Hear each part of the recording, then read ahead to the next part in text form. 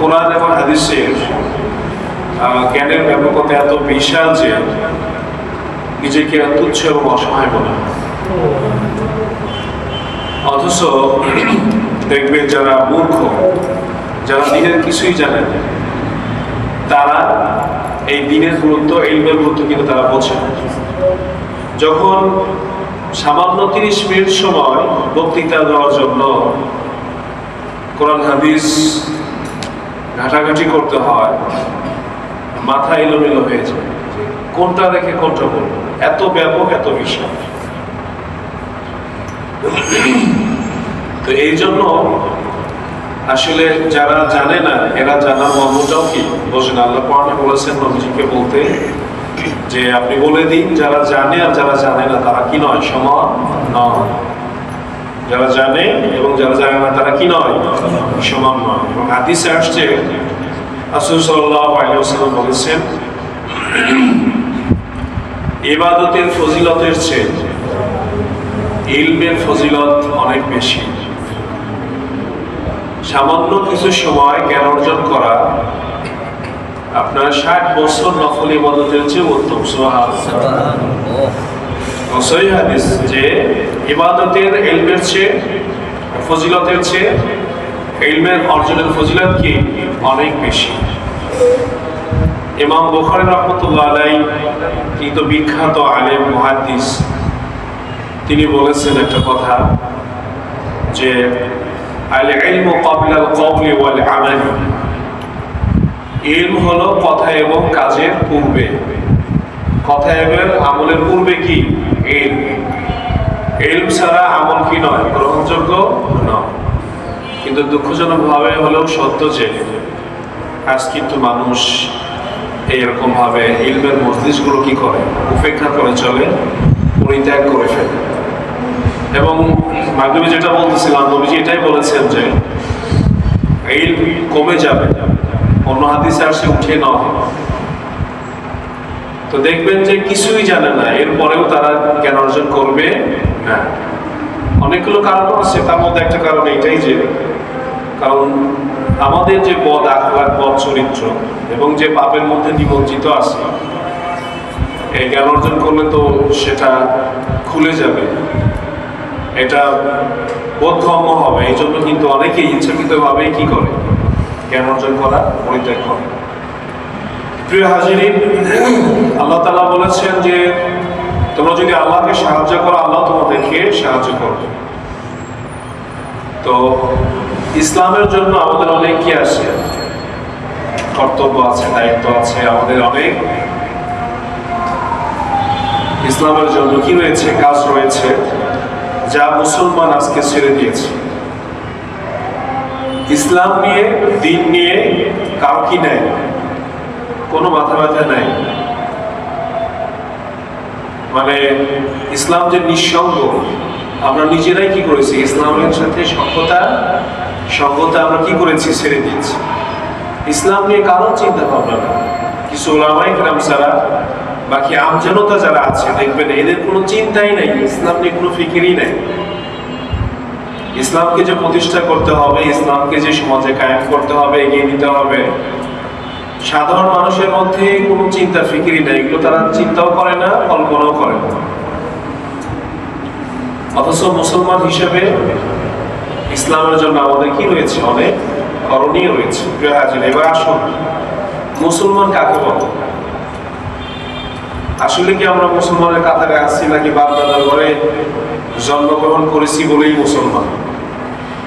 মুসলমান শব্দের অর্থই হলো আত্মসমর্পণ, আত্মসমর্পণকারী, আনুগত্যশীল। তাহলে মুসলিম শব্দের অর্থই কি? আত্মসমর্পণকারী। পরিভাষায় যে নিজেকে আল্লাহর প্রতি সমর্পণ করে দেয় তাকে বলা হয় মুসলিম। এখন দেখবেন আসলে মানে আল্লাহ তাআলার সামনে আত্মসমর্পণকারী সংখ্যা কয়জন? নবীজি যে বলেছেন ইসলাম নিঃসঙ্গ অপরিচিত অবস্থায় যাত্রা শুরু করেছে এবং অচিরেই নিঃসঙ্গ হয়ে যাবে। আপনি চিন্তা করে দেখেন যে মুসলমানের সংখ্যা কতজন?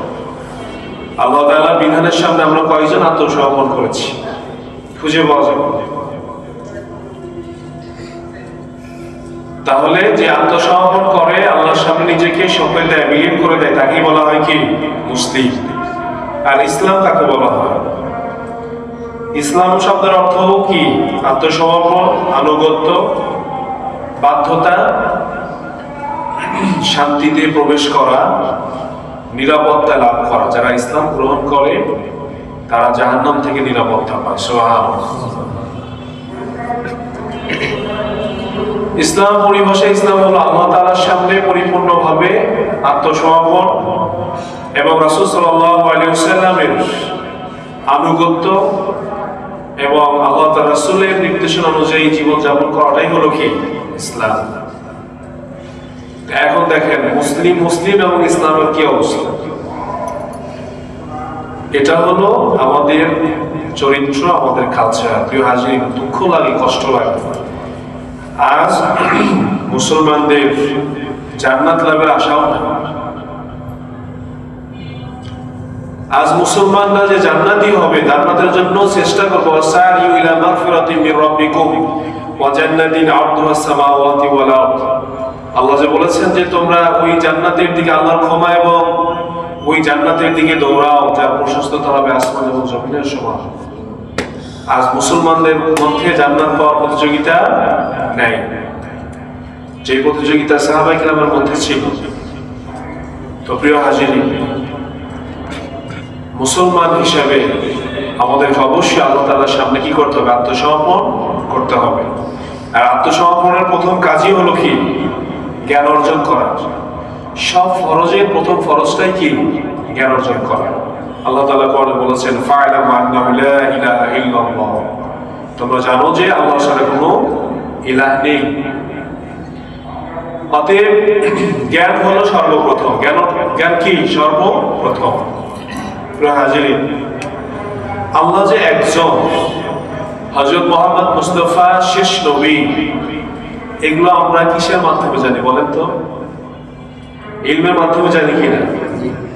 এটা আমরা জ্ঞান অর্জনের মাধ্যমেই জানি। আচ্ছা, মুসলমানের ঘরের সন্তান জানে আল্লাহ একজন, সৃষ্টিকর্তা একজন, নবী, আমাদের নবীর নাম হযরত মুহাম্মদ সাল্লাল্লাহু আলাইহি ওয়াসাল্লাম। আচ্ছা, হিন্দুর ঘরে যে জন্মগ্রহণ করেছে সে কি জানে আল্লাহ একজন? সে কি জানে হযরত মুহাম্মদ শেষ নবী? সে কিন্তু এটা জানে না। সে 33 কোটি দেবতায় কি হয়ে ওঠে? বিশ্বাসী হয়ে ওঠে।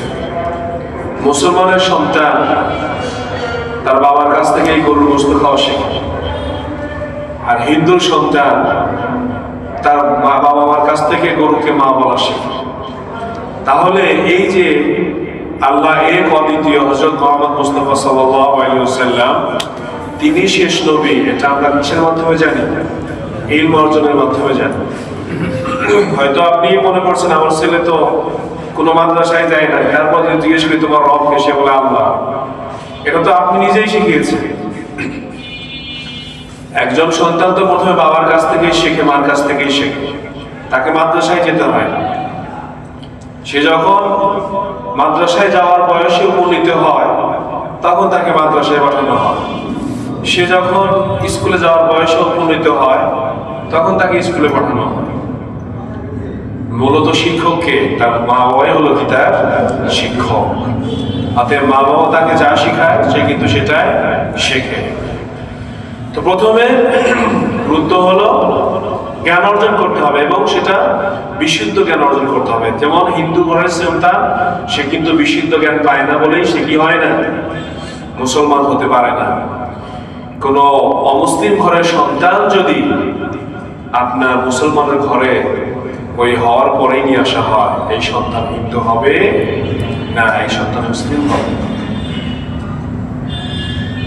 অটোমান সাম্রাজ্য যখন মুসলমানগণ কোন জায়গায় বিজয় হতেন এবং গনিমত হিসেবে, দাসদাসী হিসেবে বিধর্মীদের ছেলেমেয়েরা তাদের অনুগত হতো, তারা তাদেরকে দিন শিখাইতেন, মুসলমান বানাইতেন। সুবহানাল্লাহ।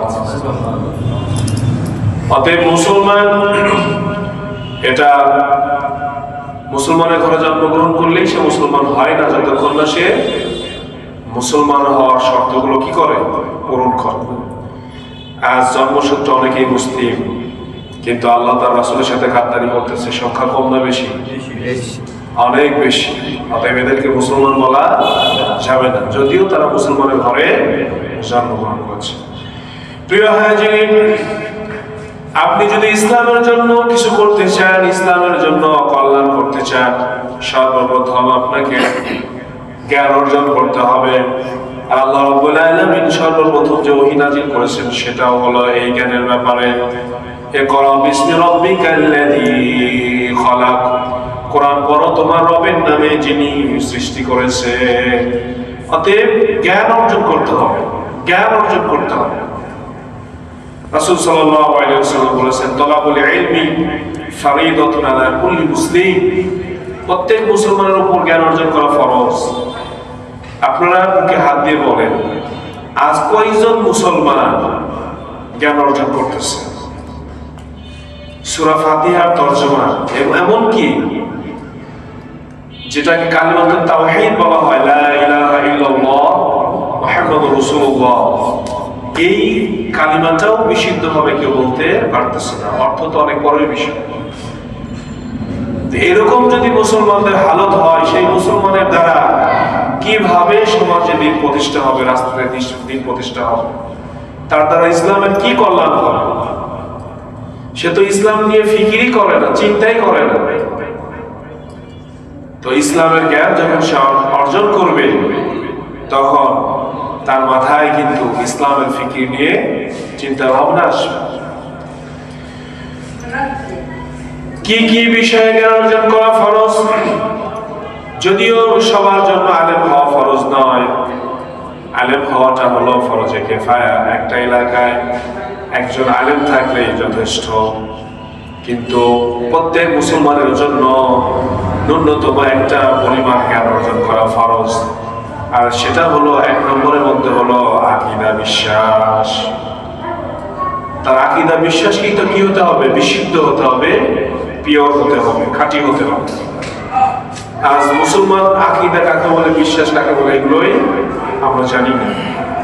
প্রিয় হাজিরিন, আপনারা দেখেন যে কোরআনের সাথে সাংঘর্ষিক এরকম অনেক বিষয় আজ মুসলমানরা জান প্রাণ দিয়ে প্রতিষ্ঠা করার জন্য চেষ্টা করতেছে, কোরআনের সাথে সাংঘর্ষিক। তো এখন সে কিন্তু ওই যে বিশুদ্ধ আকীদা তার অর্জন করা দরকার, সেটা কিন্তু সে অর্জন করে না। প্রিয় হাজিরিন, ইসলামের যেটুকু জ্ঞান থাকা দরকার সেই জ্ঞান কিন্তু তা নেই। ইসলাম কাকে বলে? হযরত ওমর রাদিয়াল্লাহু তাআলা থেকে বর্ণিত, তিনি বলেন, একদা আমরা রাসূলুল্লাহ সাল্লাল্লাহু আলাইহি ওয়াসাল্লামের কাছে বসেছিলাম। এমন সময় একজন আগন্তুক আসলেন, যার পোশাক হলো ধবধবে সাদা, যার চুলগুলো হলো কুচকুচে কালো, এবং যার মধ্যে সফরের কোনো আলামত ছিল না, অথচ আমরা তাকে চিনিও না। একজন অপরিচিত লোক। অপরিচিত লোক যদি দূর থেকে আসে, তাকে তো চিনতে পারার কথা, চিনতে না পারার কথা, এবং তার মধ্যে সফরের একটা কি থাকবে, প্রভাব থাকবে, একটা চিহ্ন থাকবে, কিন্তু তার মধ্যে সফরের কোনো চিহ্নও নাই, আমরা চিনিও না। এই তিনি কি করলেন? রাসূল সাল্লাল্লাহু আলাইহি ওয়াসাল্লামের কাছে আসলেন এবং হাঁটু গেড়ে বসলেন। আমরা যেভাবে নামাজে বসি এইভাবে বসলেন, এবং আমরা আত্মীয়তার সময় যেভাবে হাত রাখি সেইভাবে তিনি হাত রাখলেন। এরপরে নবীজিকে জিজ্ঞাসা করলেন, ইয়া রাসূলুল্লাহ, আমাকে বলুন ইসলাম কাকে বলে? নবীজি বললেন, ইসলাম হলো তুমি একথার সাক্ষ্য দিবে আল্লাহ ছাড়া কোনো মাবুদ নেই, এবং হযরত মুহাম্মদ সাল্লাল্লাহু আলাইহি ওয়াসাল্লাম তার রাসূল। নামাজ কায়েম করবে, যাকাত দিবে, রমজান মাসে রোজা রাখবে, সামর্থ্য থাকলে হজ করবে। ওই আগন্তুক বললেন, আপনি ঠিকই বলেছেন। ওমর রাদিয়াল্লাহু তাআলা বলতেছেন, আমরা আশ্চর্য হয়ে গেলাম। উনি প্রশ্ন করতেছেন, আবার উনি কি করতেছেন? স্বীকৃতি দিতেছেন, আপনি সঠিক বলছেন। এরপরে বললেন ঈমান কাকে বলে? রাসূলুল্লাহ সাল্লাল্লাহু আলাইহি ওয়াসাল্লাম বলেন ঈমান হলো তুমি বিশ্বাস স্থাপন করবে আল্লাহর প্রতি। আগে কি ছিল? সাক্ষী দিবে। আর এখন কি করবে? বিশ্বাস স্থাপন করবে আল্লাহর প্রতি, তার ফেরেশতাগণের প্রতি, তার রাসূলগণের প্রতি, তার কিতাব সমূহের প্রতি, শেষ দিবসের প্রতি, তাকদীরের প্রতি। সুবহানাল্লাহ। তাহলে মুসলমান বলা হয় বাহ্যিক ভাবে যে আমল করে। এখানে কয়েকটি আমলের কথা বলা হয়েছে, মেন আমলের কথা বলা হয়েছে। তো যেখানে মেন আমলের কথা বলা হয়েছে সেখানে সব আমলই কি অন্তর্ভুক্ত। তাহলে ইসলাম হলো বাহ্যিক আমল। এই যে আমল দেখে মনে হতেছে আমি একজন মুসলমান, ভিতরে ভিতরে আমি কাফেরও হতে পারি, ভিতরে ভিতরে কি হতে পারি? কাফেরও হতে পারি, মুনাফিকও হতে পারে। আর মুমিন হলো হৃদয়ের বিশ্বাস। এই জন্য যে মুমিন সে মুসলমান, কিন্তু যে মুসলমান সে মুমিন নাও হতে পারে। মুনাফিকদের মুসলমান বলা হয়েছে না? নবীজির সাথে নামাজ পড়ছেন না? এর পরবর্তীতে অনেক মুনাফিক, এখনো অনেক মুনাফিক আমার আপনার পাশে দাঁড়িয়ে নামাজ পড়তে পারে, আমরা চিনি না। সে হিন্দু হতে পারে, খ্রিস্টান হতে পারে, ইহুদি হতে পারে, এসে আমার সামনে দাড়ি মুছ রেখে সে নামাজ পড়তেছে টুপি পরে, চেনার কোনো উপায় নাই। তাহলে বাহ্যিক ভাবে তাকে দেখে মনে হচ্ছে মুসলমান, কিন্তু সে অন্তরে কি নাই? ঈমান নাই। এই যে কোরআনের প্রতি মুমিন হওয়ার জন্য কোরআনের প্রতি যে বিশ্বাস, এই বিশ্বাস আজ মুসলমানের মধ্যে নাই। ইনিল হুকমু ইল্লা লিল্লাহ, বিধান দেওয়ার মালিক একমাত্র আল্লাহ তাআলা। অথচ লক্ষ লক্ষ কোটি কোটি মুসলমান আজ মানুষের আইন প্রতিষ্ঠার জন্য জীবন দেয়, সময় ব্যয় করে, আরেকজনকে হত্যা করে, কিন্তু আল্লাহর বিধান প্রতিষ্ঠার জন্য সে কিছুই করে না। কারণ অজ্ঞতা। কারণ কি? অজ্ঞতা। ওই যে বলেছিলাম, ইসলামের জন্য কিছু করতে হলে প্রথমে কি করতে হবে? জ্ঞান অর্জন করতে হবে। দেখবেন তাকে যদি বলেন হ্যাঁ, সে যদি বলি যে না তুমি ইসলামের বিপক্ষে, সে পারে তো আপনার উপর তখনই আক্রমণ করে। কারণ ওই যে অজ্ঞতা, সে আসলে জানতেছে না যে সে ইসলামের বিপক্ষে কাজ করতেছে। আফগানিস্তানে কোনো ডেমোক্রেসি নেই, গণতন্ত্র আফগানিস্তানে নেই। তাদের গণতন্ত্রের ব্যাপারে প্রশ্ন করে তারা হেসে উড়াই দেয় যে গণতন্ত্র আবার কি। তার মানে তারা কি জ্ঞান অর্জন করছেন আর আমরা কি জ্ঞান অর্জন করছি? তাদের মধ্যে খুঁজে পাওয়া যায় না মানব রচিত আইন প্রতিষ্ঠার জন্য কেউ চেষ্টা করতেছে। একসময় কিছু গাদ্দার ছিল, আজকে সেগুলো কি হয়ে গেছে? বিলীন হয়ে গেছে।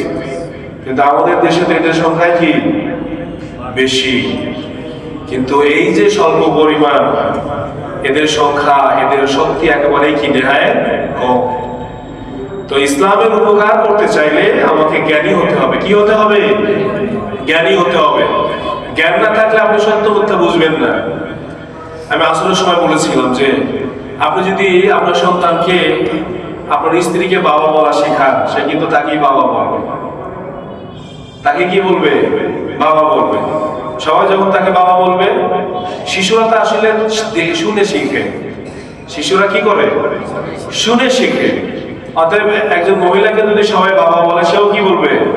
বাবা বলবে। দেখবেন অনেক বাচ্চারা দাদিকে মা বলে।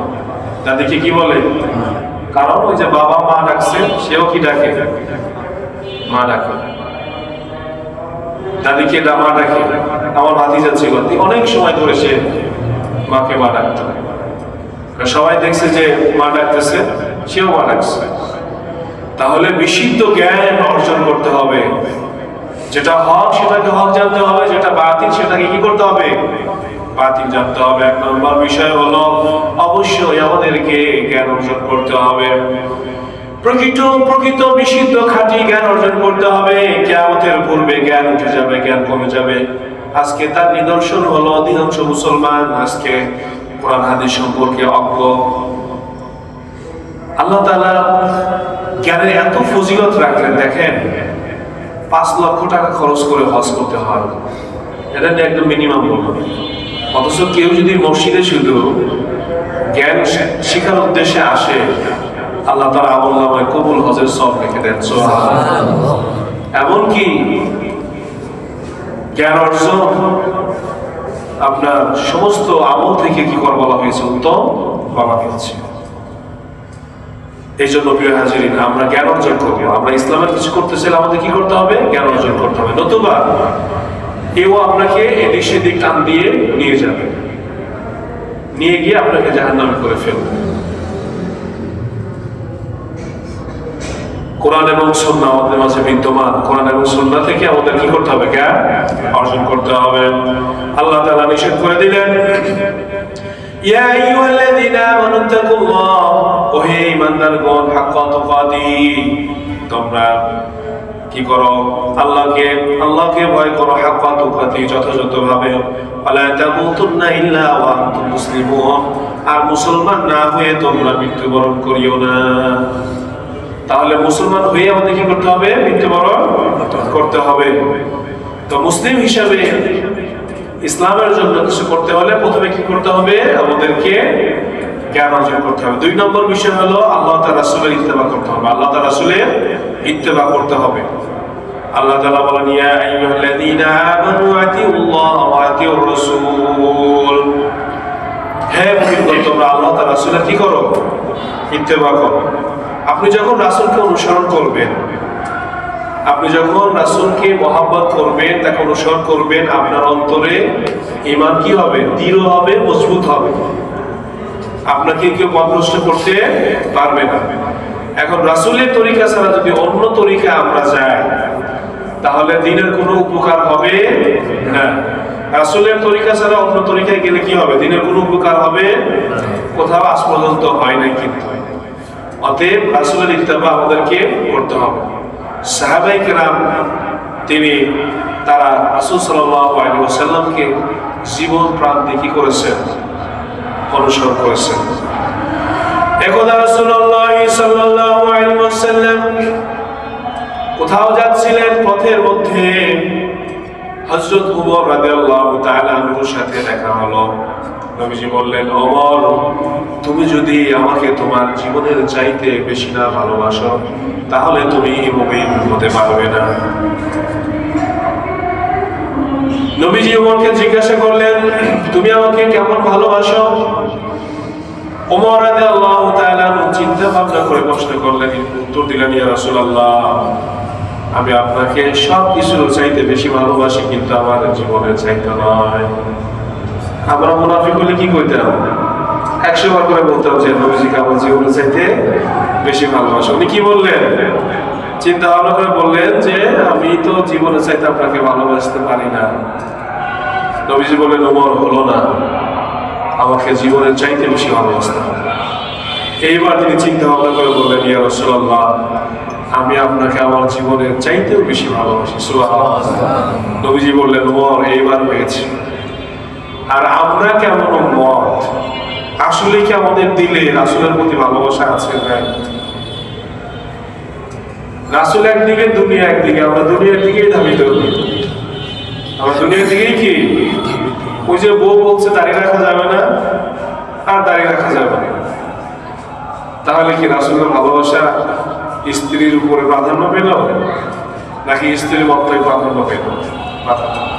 প্রিয় ভাইরা আমার, পরিপূর্ণভাবে নবীজিকে কি করতে হবে? অনুসরণ করতে হবে। নবীজির অনুসরণ আমরা নিজেরাই করতে পারবে। সাধারণ মানুষ কি করবে? আমরা ইমাম হয়েও, একটা সমাজের নেতা হয়েও কি করতে পারি না? রাসূলের ইত্তেবা করতে পারি না। আমাদের চেষ্টা করতে হবে সর্বোচ্চ ভাবে নবীজির ইত্তেবা করার জন্য। আমাদের কি করতে হবে? চেষ্টা করতে হবে।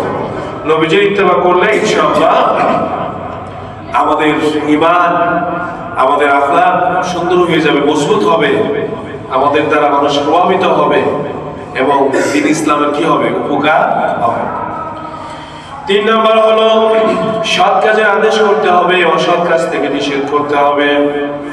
সাধ্য অনুযায়ী সৎ কাজের আদেশ করতে হবে, অসৎ কাজ থেকে নিষেধ করতে হবে। আল্লাহ রাব্বুল আলামিন পবিত্র কোরআনুল কারীমে ইরশাদ ফরমান, কুনতুম খায়রা উম্মাতিন أخرجت للناس تأمرون بالمعروف وتنهون عن المنكر وتؤمنون بالله আল্লাহ বলেন তোমরা সর্বোত্তম জাতি, তোমাদের বের করা হয়েছে মানুষের কল্যাণের জন্য। তোমরা সৎ কাজের আদেশ করবে, অসৎ কাজ থেকে নিষেধ করবে। কিয়ামতের আগে সৎ কাজের আদেশ, অসৎ কাজের নিষেধ বন্ধ হয়ে যাবে। সমাজে আছে সৎ কাজের আদেশ আছে? এই গলিতে, শান্তি সোসাইটির গলিতে জুয়া খেলা হয়, সবাই দেখে। পুরো একটা সমাজের সৌন্দর্যই নষ্ট হয়ে যায় এটাতে। আমি কয়েকবার বলছি, মুখ দিয়ে বলছি, যেহেতু হাত দিয়ে ক্ষমতা নেই, মুখ দিয়ে অনেকবার বলছে যে ভাই, ইভেন ভূমিকম্পের পরেও তারা খেলছে। এবং বলছি যে ভূমিকম্প হচ্ছে, এরপরেও আপনারা খেলেন। অথচ সমাজে এরকম লোক আছে, যদি বলে যে নেক্সট টাইম যেন এখানে আমি একত্রিত হওয়া না দেখি, ওদের এটা কি আর সাধ্য নাই যে সেখানে দ্বিতীয়বার একত্রিত হওয়া। কিন্তু কিয়ামতের আগে কি হয়ে যাবে? সৎ কাজের আদেশ, অসৎ কাজের নিষেধ বন্ধ হয়ে যাবে। কারণ যারা এই কাজটা করবে এরা নিজেরাই তো পাপিষ্ঠ। এদের তো ইমানে সাই দেয় না যে এই কাজটা, এই কাজটা কি করি, নিষেধ করি। অথচ মুমিনের হৃদয় ভেঙে চৌচির হয়ে যায়। এত জঘন্য লাগে যখন জুয়াটা খেলে, 4-5 জন আমাকে তো ওই দিক দিয়ে যেতে হয়, পারলেও তখন আমি তছনছ করে দেব। কিন্তু এগুলো চলতেইছে। অসৎ কাজকে প্রতিহত করতেই হবে। আল্লাহ রাসূল বলেছেন যে তোমাদের মধ্যে যদি কেউ অন্যায় কাজ হতে দেখে, সেজন্য হাত দিয়ে সেটা প্রতিহত করে। যদি হাতের শক্তি না থাকে, সেজন্য মুখ দিয়ে বলে। যদি মুখ দিয়েও বলতে না পারে, সেজন্য অন্তর দিয়ে ঘৃণা করে। আর এটা হলো ঈমানের নিম্ন স্তর। অতএব ভাইরা আমার, এই অসৎ কাজ আজ নিষেধ করার কেউ নাই। এটা তো বাদই দিলাম, এরা সমাজের লোক। আল্লাহ বলছেন ইয়া আল্লাযীনা আমানু কু আনফুসাকুম ওয়া আহলিকুম নারা, হে মুমিনগণ, তুমি তোমার পরিবার পরিজনকে, তুমি তোমার নিজেকে এবং পরিবার পরিজনকে জাহান্নাম থেকে বাঁচাও। আমার সন্তান তো আমার অধীন, আমার স্ত্রী তো আমার অধীন, আমার কন্যা তো আমার অধীন। সেই অধীনদের কি আমরা সৎ কাজে আদেশ করি, অসৎ কাজ থেকে নিষেধ করি? না। অসংখ্য অগণিত মানুষ, কিছু লোক ব্যতীত অধিকাংশই আজ নিজের ছেলে মেয়েদেরকে সৎ কাজের আদেশ, অসৎ কাজের নিষেধ করে না। কলেজ ইউনিভার্সিটি অর্ধনগ্ন মেয়ে যারা পড়তেছে, এরা তো মুসলিমদেরই ছেলে মেয়ে, ঠিক কিনা? কিন্তু এদের কি পর্দাবশীটা আছে? আর যদি বাবা শৈশব থেকে শিখাইতো, মা যদি শৈশব থেকে শিখাইতো, তাহলে এটা থাকতো না। সহশিক্ষা, সমশিক্ষা, অধিকাংশ জেনারেল বিষয় হচ্ছে এটার কারণে। কেউ বন্ধ করা আছে কি? কেউ না। আমরা চিৎকার করতেছি যে হিন্দুরা মুসলিম মেয়েদের সতীত্ব নষ্ট করতেছে। অথচ যাদের সতীত্ব নষ্ট হচ্ছে, এরা ভার্সিটির প্রাঙ্গণে বসে বসে একসাথে কি করতেছে? আড্ডা দিচ্ছে, হিন্দু জানার পরে। তাহলে আমি আপনি চিৎকার করে কেমন বন্ধ করব? শক্তি ছাড়া সম্ভব? আলাদা করে দেওয়া ছাড়া সম্ভব? কখনোই সম্ভব নয়। আপনারা জানেন এই দেশের একজন মানুষ, সবাই তাকে চেনে, অনেকেই চেনে, একজন হিন্দু মানুষ, পিনাকি ভট্টাচার্য। তার স্ত্রী মুসলমান। তাহলে কোন গোত্রের মুসলমান আপনি চিন্তা করেন? ছেলে মেয়ে হয়ে গেছে, কোন মুসলমান কোন বিধর্মীর সাথে বিবাহ বসতে পারে? তাহলে তার বাপ মা তাকে কি শিখাইছে? তার কলেজ ইউনিভার্সিটি তাকে কি শিখাইছে? অতএব সৎ কাজের আদেশ, অসৎ কাজের নিষেধ বন্ধ না হলে ইসলামের আপনার দ্বারা কোনো উপকার হবে না। ইসলামের জন্য কিছু করতে চাইলে এটা বন্ধ করতে হবে। একমাত্র শাসকেরাই পারবে ভার্সিটিগুলোকে পৃথকীকরণ।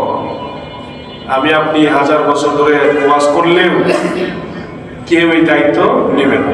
আফগানে আছে কি নাই? ছেলে মেয়ে একসাথে পড়ে, আফগানিস্তানে পড়ে। মক্কাতেও যে ভার্সিটিগুলো আছে সেখানে ছেলে মেয়ে একসাথে পড়ে। ছেলে মেয়ে একসাথে না পড়লে কি সমাজে অশ্লীলতা কমে যাবে, মানুষের ঈমান ভালো থাকবে এবং তার দ্বারা ইসলামের কল্যাণ হবে, উপকার হবে। 4 নম্বর হলো, এই টপিকে আমরা শেষ করে দেব ইনশাআল্লাহ, আল্লাহর দ্বীনকে বিজয়ী করার জন্য চেষ্টা করা। আল্লাহর দ্বীনকে বিজয়ী করার জন্য কি করা? চেষ্টা করা। আজ লক্ষ লক্ষ মানুষের মধ্যে দেখবেন আল্লাহর দ্বীনকে বিজয় করার ন্যূনতম আকাঙ্ক্ষা, ইচ্ছা তার মধ্যে নাই। সে মুসলমান, অথচ শরীয়ে আইন দ্বারা দেশ চলুক চায় না, ইসলাম বিজয়ী হোক চায় না। অতএব ইসলামকে যারা বিজয়ী করবে, ইসলামের যারা উপকার করতে চাইবে, অবশ্যই তার মধ্যে, তার দিলে, তার অন্তরে ইসলামকে বিজয় করার আকাঙ্ক্ষা থাকতে হবে। আমি কথাগুলো বলতেছি কেন? অবশ্যই ইসলামের স্বার্থে, ইসলামের বিজয়ের জন্য বলতেছি। অন্য টপিকটাও তো আমি কি করতে পারতাম, সেট করতে পারতাম, কিন্তু মুসলিম হিসাবে ইসলামের জন্য করণীয় কি? যদি 2 জন মানুষও করে, ইসলামের তো উপকার হলো, ঠিক কিনা? ইসলামকে আল্লাহ একবার সরাসরি প্রতিষ্ঠা করে দিবেন নাকি কারো মাধ্যমে? অবশ্যই আল্লাহ তাআলা তার প্রিয় বান্দাদের মাধ্যমেই ইসলাম প্রতিষ্ঠা করবেন। আর এই টপিকটা কেন এনেছি? কারণ ইসলাম বিজয়ী হয়ে আসবে ইনশাআল্লাহ, বলার দরকার নাই। আল্লাহ যেটা ভবিষ্যৎবাণী করেছেন রাসূলকে দিয়ে, সেটার ক্ষেত্রে ইনশাআল্লাহ বলতে হয় না। ইনশাআল্লাহ বলতে হয় কোনটাতে? যেটা অনিশ্চিত। আমি বলতেছি ভাই কালকে দেখা করেন, ঠিক আছে করব, এটাকে বলা ইনশাআল্লাহ। এখন যদি বলি ইমাম মাহদী আসবে ইনশাআল্লাহ, দরকার আছে? কারণ এই কিন্তু আসবেন, এটা তো আল্লাহ বলেই দিয়েছেন, অতএব এটা নিশ্চিত। ইনশাআল্লাহ বলা হয় অনিশ্চয়তার ক্ষেত্রে, হতেও পারে নাও হতে পারে। ঈসা আলাইহিস সালাম আসবেন ইনশাআল্লাহ, বলা দরকার আছে? ঈসা আলাইহিস সালাম তো আসবেনই, এখানে তো ইনশাআল্লাহ বলার দরকার নেই। তো আমার আপনার দ্বারা যদি ইসলামের উপকার হয়, ইসলাম বিজয়ী হওয়ার উপকার হয়, সেই জন্য এই টপিকটা নিয়ে আসা। এতে কি ইসলামের লাভ না আমার নিজের লাভ? লাভ তো আমার নিজের। প্রিয় হাজিরিন, ইসলাম আসলেই এখন অপরিচিত। ইসলাম কি? অপরিচিত। আপনি যদি ইসলামকে সঙ্গ দিতে চান, তাহলে আপনাকে কোরআন এবং সুন্নাহ আঁকড়ে ধরতে হবে। আচ্ছা, একটা উদাহরণ দেই, আপনারা, এটা তো ব্যাপক, কারণ এটা হলো শাসক প্রতিষ্ঠার সিস্টেম। আচ্ছা, আপনারা বলেন কোন যে নবীজি নিজে এবং প্রথম 4 জন খলিফা এবং পরবর্তী খলিফা, কোন খলিফা নির্বাচনে খলিফা হওয়ার জন্য সমগ্র দেশের সমর্থন নিয়েছেন? প্রমাণ আছে? নাই। কারণ এই দেশে তো অধিকাংশ ইসলাম চায় না। আচ্ছা, যেই দলগুলো আছে আমাদের দেশে, ইসলামিক বা নন ইসলামিক, এদের যে আভ্যন্তরীণ গঠন হয়, ফখরুল যে ইয়ার হয়েছে, মহাসচিব হয়েছে বিএনপি, আমার আপনার সমর্থন নিচ্ছে নাকি ওদের দলের কয়েকজন লোকের সমর্থন নিচ্ছে? ডক্টর শফিকুর রহমান ওই যে জামাত ইসলামের প্রধান হয়েছেন, আমার আপনার ম্যান্ডেট নিচ্ছে? মামুনুল হক সাহেব খেলাফত মজলিসের প্রধান হয়েছেন, আমার আপনার ম্যান্ডেট আছে? তো খলিফা হওয়ার জন্য সারা দেশের মানুষের ম্যান্ডেটের প্রয়োজন। তো সারা দেশের মানুষের ম্যান্ডেট যখন নিতে যায়, তখন আর ইসলাম প্রতিষ্ঠা হয় না। এখানে দেখেন ডক্টর ইউনূস যে আসছে, উনি কি সারা দেশের জনগণের সমর্থনে এসে প্রধান উপদেষ্টা হয়েছে? ওকে যদি এখনই উষ্টা বলে সেনাবাহিনীর ক্ষমতা আছে থাকার, তবে খেলাফা হলো আল্লাহর দ্বীন, আল্লাহর জমিনে প্রতিষ্ঠার জন্য কুওয়া দরকার, শক্তি দরকার। শক্তি নেই, দ্বীন প্রতিষ্ঠা করা যাবে না। আর যদি সেনাবাহিনী বলে যে ডক্টর শফিকুর রহমান আসুক, মামুনুল হক আসুক, তারপরে কি চরমুনাই হিসেবে নাম কি ফজলুল হক আসুক, আপনারা কাল থেকে শরিয়া কোরআন আইন অনুযায়ী দেশ চালান, আমরা আপনাদের সাথে আছি। কোন জনগণের ক্ষমতা আছে এটা বাধা দেওয়ার মতো? এটাই হলো দ্বীন প্রতিষ্ঠার সিস্টেম।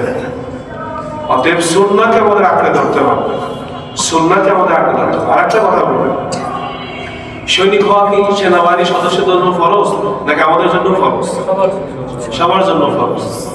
আজকে সবাই এই ফরজ কাজ করতেছে না, থেকে দিন নাই।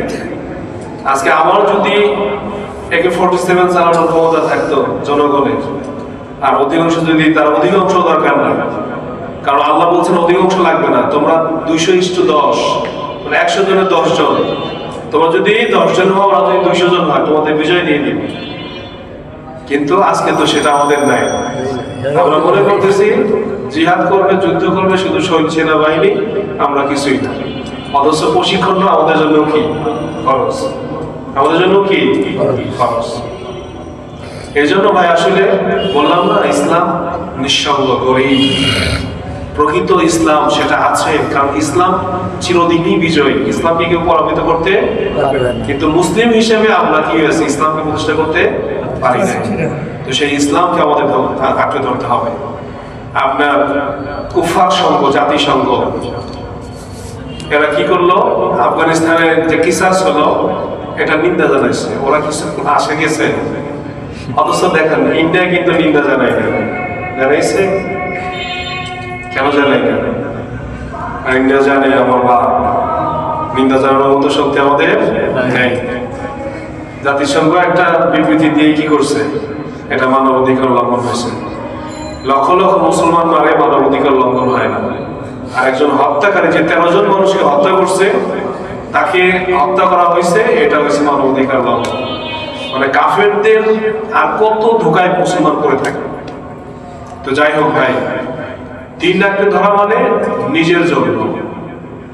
আমি যখন ঘোরাবা হব, আমি যখন দিন মেনে চলবো, প্রত্যেকটা কাজ আমি যখন সুন্নাহ অনুযায়ী করব, আমি আমার রাসূলকে সামনে রেখে, কোরআন হাদিস সামনে রেখে আমি যখন অ্যাডভান্স করব, তখন মরলে লাভ কার? আমার নিজের লাভ। আল্লাহ আমাকে জাহান্নাম থেকে মুক্তি দিয়ে দেবেন। সুবহানাল্লাহ। দিন প্রতিষ্ঠার চেষ্টা করার দায়িত্ব আমার, প্রতিষ্ঠা করার দায়িত্ব কার? আল্লাহ। প্রতিষ্ঠার দায়িত্ব আমাদের নয়। আমাদের কাজ কি? চেষ্টা করা, মেহনত করা। আল্লাহ তাআলা আমাদেরকে জাহান্নাম মুক্ত করে যেন আমরা দুনিয়া থেকে যেতে পারি, সেইভাবে আমল করার তৌফিক দান করুন। আমিন।